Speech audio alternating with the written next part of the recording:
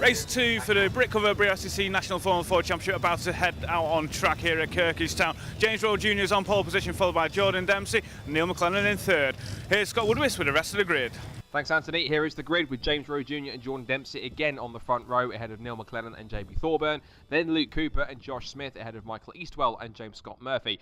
Ross Martin starts 9th alongside John Ferguson. Then David MacArthur and Luke Williams back in 12th with Andrew Blair and Ben Palavoda ahead of Miles Griffiths and James E. Hagan. Then Nicky Gibson and Ashley McCullough ahead of Mark de Rosario and Ian McCullough with Ivan Mayers and Tom MacArthur back in 22nd on the grid. Then Ryan Campbell and Matt Rangarida back down in 24th. And then Nell Robertson and Keith Donegan back at the 13th row of the grid. So, here we go then. Another 15 minutes, another 26 cars. More action set here at Kirkistown for the second race of the weekend for the Britcover National Formula 4 1600 Championship. Rowe Jr. and Dempsey on the front row. Who's going to win? Let's find out as we go racing. Good clean start from the front row. Dempsey off the line of contact already with James Rowe Jr. and that is bent front right suspension. Damage already to the front of Jordan Dempsey's car, and he's struggling in the mid-pack. Look at the red car with the right front wheel askew. The rest of the field pouring past him, somehow not making contact. And poor Jordan Dempsey was looking so well after a second place in race 1, and it comes to a screeching halt, quite literally, bangs the steering wheel in frustration. And to be quite fair, Jordan, I don't really blame you. So, James Rowe Jr. continues in the lead, somehow seemingly undamaged as the rest of the field charge up towards the chicane out of Fisherman's. Here's Neil McLennan set in 5th position, chasing after looks to be Josh Smith. Down the back straight towards the hairpin, tucking to the inside line again. Rowe Jr. leading, it looks to be it's Jamie Thorburn going for 2nd place already. There's Neil McLennan going to the outside of what looks to be Josh Smith. Turning in also with Luke Cooper up in the mix as well, piling into the hairpin. Here comes some of the Clubland pre-90 drivers. Keith Donegan charging his way through the order, round the outside of the number 101. This is now David MacArthur who's battling through the traffic with him through the pack. Here's Jamie Thorburn chasing after leader James Rowe Jr. He missed out on a victory, had to settle for 4th, but I'm sure now he's ahead of his teammate Neil McLennan, who is stuck behind Josh Smith at this point as they turn their way through Colonial. I'm pretty sure that Jamie Thorburn must be looking at his best opportunity yet to score a race victory. Here's Luke Cooper in 3rd. Up the inside through Fisherman, holding a nice tight line through the apex. And it's Smith in 4th, Neil McLennan in 5th, and the red car at the back of that train, that is Luke Williams. He had a poor race in race 1, but he's back to fighting fitness and he's up there towards the middle of the top 10. Back to Neil McLennan. Again, the field hugs the inside of the back straight towards the hairpin.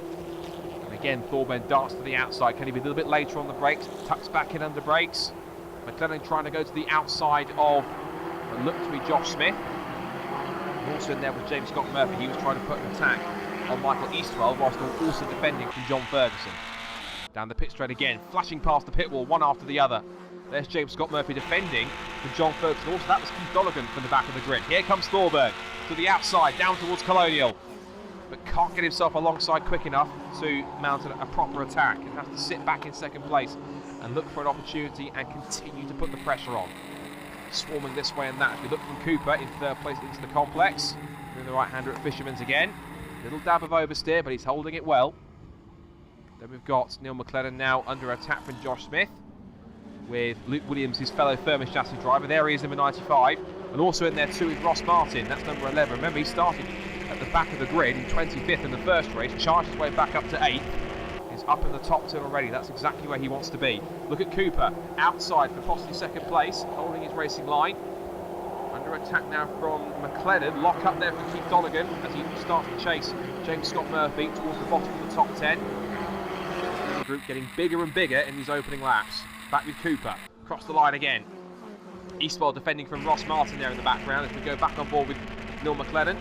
Chasing after Luke Cooper in 4th spot. Lock up from Luke Williams as he goes up the inside. Josh Smith, he's made the move stick. And the Brands Hatch race winner is up another spot. Thorburn now for 2nd place. Almost touching the back of a number 2. Physically pushing the back of James Rowe Jr.'s car almost as they turn their way through Fisherman's. Bit of a twitch on the curb from Rowe Jr. You can tell he's pushing and potentially under pressure as well. 2 Furman cars nose to tail. Williams now ahead of Smith as we saw. Made that move sticking to Colonial. Now on board with Luke Cooper again. He's keeping a firm laser focus on the back of Jamie Thorburn swarming this way and that. He's putting himself into Roe Junior's mirrors. He knows he's got to put him under pressure. As up the outside comes Neil McLennan for third. It's an ambitious move. Cooper's not going to give him too much room. But McLennan's got the traction. He's got the space as well. Cooper has to give it to him. And that's crucial because the next corner is Debtor's Dip on the left-hand side. It's a left-handed kick. But look at Williams and also Smith. A four-car quartet. They're almost three abreast into the Debtor's Dip corner. McLennan loses out to Williams. But Williams now shortly has to go for third into the complex at Colonial. Here comes Josh Smith around the outside. So instead of the attack, it's now defence now for Neil McLennan. He loses one place, almost loses a second, up towards Fisherman's, into the right-hander. So Luke Williams, who is a key championship rival for Neil McLennan, has picked up a spot with a brilliant pass down the pit straight, and Josh Smith almost followed him through. Back to the chicane again, using all the curb and a little bit more. Cooper in the slipstream again. He's got to try and find a way somehow to get through. Looking at his mirrors. Just behind him appears to be Luke Williams.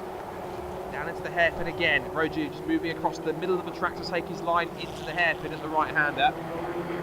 Before they come, it is as follows. Roe Junior, Thorburn, Cooper, Smith. Bit of a twitch from Neil McLennan. Drops the wheel onto the outside of the corner. Lost momentum. And he's dropped behind Josh Smith. I think that was possibly, there was a pass there. He's now three abreast. He's got Marston to his outside. Eastwell to his inside. He's stuck in the middle. And Eastwell wins and McLennan's off onto the grass. Neil McLennan, a key championship contender, is off and loses several places behind James Scott Murphy and Keith Donegan. What a run from Keith Donegan. He's starting towards the back of the grid. And he's charging through the order. Up into the top 10 already. A fantastic run from the young Irishman. Now McLennan's got it all to do here because he's got several places to make up. The first man he's got to try and pass is James Scott Murphy. But the leaders already tucking their way through the chicane again. Thorburn hopping over the curve at the left-hand part of the chicane. Back to Cooper. This seems to be a familiar view. He punches another gear into the gearbox. Pulls back to the sequential shift to change up. Push down, change down through the gears on the brakes again. Here comes Williams possibly to the outside for third. Has the line covered again, just holds a little bit tighter to fend off an attack from Williams. There's Michael Eastwell doing a superb effort in P6, and a black and white flag, track limits flag going up. I suspect that's possibly for, I can't see who it's for just yet, but we'll try and find out a little bit later on. Thorburn again putting the pressure on James Rowe Jr. Didn't have as much in the first races. Here comes that Williams to the outside of Cooper for third. There's James Scott Murphy defending from the recovering Neil McLennan. To the complex and out of it for Neil McLennan then. Charming after James Scott Murphy. Looking to the inside as here comes James Scott Murphy. Looking to try and make a pass on Keith Donegan, but there was no room at the end. Has to slide back into line. And just behind them also, that's David MacArthur having a superb run too. He's keeping in check in the top 10. Through the chicane they come once more. McLennan now in the toe. Can he possibly try and make a move here? He's sizing up the 46. Darts to the right hand side. Can he get enough momentum to pull himself alongside into the braking zone? And they're queuing up behind James Rowe Jr. as up the inside with a lock-up goes Neil McLennan. He's got it anchored up just in time. That's a superb pass again from McLennan. And up another spot. And I wonder if that's going to put James Scott Murphy under pressure now from David MacArthur. Leaders back across the line again to complete another lap. Back and forth with Cooper, watching the two leaders in front of him. James Thorburn desperately looks this way and that to try and find some kind of avenue to get past leader James Rowe Jr. But he's putting up a stringent defence here. Bit of a twitch again of oversteer from McLennan through Colonial. There's Cooper defending into the inside here and contact in the rear. Now I think that was from Josh Smith. Cooper gets dumped out to the exit of Fisherman's. I think he's kept the engine running, but he'll shuffle all the way down the order, tumbling outside the top 10. And I think that looked to me there was contact between Cooper and Josh Smith. So Josh Smith will be third. Luke Williams will be up to fourth place, but that's a pretty keen one there for Luke Cooper. Managed to pick himself up a top 5 finish. Here comes McLennan now attacking Keith Donegan to the outside into the hairpin. Has he got enough momentum and pace? Tries to turn in. Donegan's still there. Holds the outside line, and Donegan will not give way. Donegan is not going to give way to the championship contender McLennan. James Scott Murphy back in the mix as well. He's in the slipstream of the pair of them to the outside of Neil McLennan. He's got 2 wheels over the run at Debtor's Dip. Goes to the outside and almost runs wide onto the white line onto the grass again like he did several laps ago. But McLennan's made it stick, and here comes Scott Murphy up the inside. Almost rubbing wheels. They're side by side on the exit. James Scott Murphy runs wide onto the curb. Where's he gone? He returns back onto the track, kicking up dust as he goes. What a superb battle this is. It's only for the bottom positions in the top 10, but it doesn't matter. It's fantastic Formula 4 1600 racing, and it still proves it's a key category in motorsport to learn racecraft, to learn car setup, to learn car control, and to learn how to run in close quarters. Back up towards the hairpin again. Thorburn this time to the outside of Rowe Jr., but still, every single time into the hairpin, Rowe Jr. has it covered. And Keith Donovan goes wide on the outside, he locks up, goes too deep into the hairpin, and that's put him under attack and under threat from David McArthur as he slips past up the inside. Now Donegan won't let that settle. There's another black and white flag out. That's for a single-digit car. Again, that will be either for Josh Smith. I suspect possibly it could be for Josh Smith after the contact he made with Luke Cooper. So that could be a warning for him. As now we've got Williams now putting Michael Eastwell. In fact, that's Eastwell passing Williams. So that is now Michael Eastwell up to P4. Superb run from the Spectrum driver. Michael Eastwell getting stronger and stronger with each race as it goes past. Oh, and I spoke too soon. Curse of the commentator, because Michael Eastwell goes straight on up at Fisherman's. Now, was there contact? This is the question. Did he jump or was he pushed? Can't say too much. I didn't quite see the first part, but all I saw was Eastwell's car wide to the apex. There's yellow flags out that have been withdrawn, so he's managed to get the car back on the road, but lost several positions. As here comes Josh Smith trying to attack for second place on Jamie Thorburn into the hairpin, and still James Rowe Jr. will not give way. Absorbing all of this constant pressure from Jamie Thorburn. You have to say that Thorburn's certainly not letting up at all. It's now, that's Ross Martin up to P4 now. Luke Williams is now in 5th position. I think Josh Smith has dropped back a little bit. So they head into the right-hander at Colonial through the second apex, a little wide from Luke Williams. Now we're back towards Fisherman's again.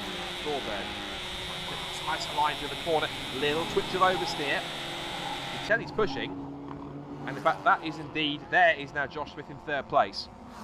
I thought he disappeared, but he is still there in 3rd, and giving it everything. He's got some great momentum as they just attack these curves so much. It really is a fantastic circuit for Formula 4. You can see they just ride the curves so much. It's fantastic to watch them squirming around for traction as they head down towards the hairpin. It's Ross Martin in 4, Williams 5th, McLennan in 6th position. That's been a familiar fight.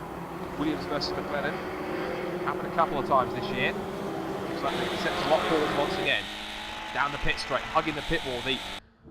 All the teams and the spectators and attendants will be loving this as they're coming down the pit straight. There's Keith Donegan under attack from James Scott Murphy down the pit straight. Up towards Colonial again. Here comes to the outside for second place, Josh Smith. But Jamie Thorburn will not give way. Defiantly holding in second place was Jamie Thorburn, and that now brings Luke Williams in the other Firmish chassis into play now. Or Ross Martin, I should say, rather. There's so many red cars on the field, it's difficult to tell who's who. So, just to clarify, Rowe Jr. still leads. It's Thorburn in second place. Then it's Josh Smith in 3rd, Ross Martin in 4th. This is another fight for 5th. Here comes McLennan, battling away with Luke Williams in the slipstream. Where's he going to go? Left or right? He's going to go to the left, to the outside. Jinks to the left-hand side of Luke Williams in the 95. Go again, and that's Rowe Jr. spinning! James Rowe Jr. spins out of the lead of the race, and that now puts Jamie Thorburn in front. What on earth happened there? Well, James Rowe Jr. was leading the race. All of a sudden, the car just went around. Was there a mechanical failure? Well, the leaders continue on. And here's the replay as things can happen, and it's the left rear. Now that's the contact which was between Rowe Jr. and Dempsey, and I wonder, did that just knock something loose? That is a legacy of the first lap contact off the start between Rowe Jr. and Dempsey, and it's come back to haunt him. Oh, James Rowe Jr., what a heartbreak. Well, what it now means is that Jamie Thorburn is the man at lead. He's coming under almighty pressure from behind from the likes of Luke Williams and Josh Smith. Josh Smith's down to 3rd now, because it's now actually Ross Martin in 2nd place. Josh Smith 3rd. Then we've got Williams and McLennan. They're all closed up together. Constantine into the chicane. Down the back straight. They're all checking up here. McLennan goes to the outside. And to the outside now. He's putting his hand up. Down the straight. And that's why there's a red flag. Red flags. And that has to be for the stranded car of James Rowe Jr. So the race has been stopped prematurely. And I think what that means is that we have a brand new winner of the championship this weekend, because for the first time ever, I believe that's going to be this man, number 50, Jamie Thorburn, with his first ever race victory. And the classification, the result, it is Jamie Thorburn that wins. Ross Martin in 2nd place, Luke Williams and much deserved third place. Neil McLennan fourth, Keith Donegan, what a drive from the back of the field to fifth. For James Scott Murphy, David MacArthur, Josh Smith, Noel Robinson and Michael Eastwell. Then Tom MacArthur, John Ferguson wins post 89. Yeah, watch that, they're all pulling into the Cooper, pits now. Mount Garrido, Wolfenden, Blair, Griffiths, Campbell, Hagan, Gibson, Palavoda, McCullough, Rosario and Mares. What a race that was. And here's Ian Smith, coordinator, having a chat with our top three. And race winner, Jamie Thorburn. The car was absolutely incredible in that race, but I've got to put my hands out to all the Team GBR lot. You know, they spent at least 2 weeks every single day working on this car and getting it ready, and look at it, it's looking fine, isn't it? Yeah, well done. Do it all again later. And we have Jamie Thorburn here. Well, I'm going to guess that's your first Formula Ford race win, is it? Yeah, first overall Formula Ford race win, and to do it over here at Kirkistown, we've never been before, and the car's been amazing all weekend, you know, just picked up the pace every day, and then we just tucked in behind James in that race and just hung on to the back of him and got the tow, and then he ran off, broke his car, and then we just sneaked through for the win, so it was perfect.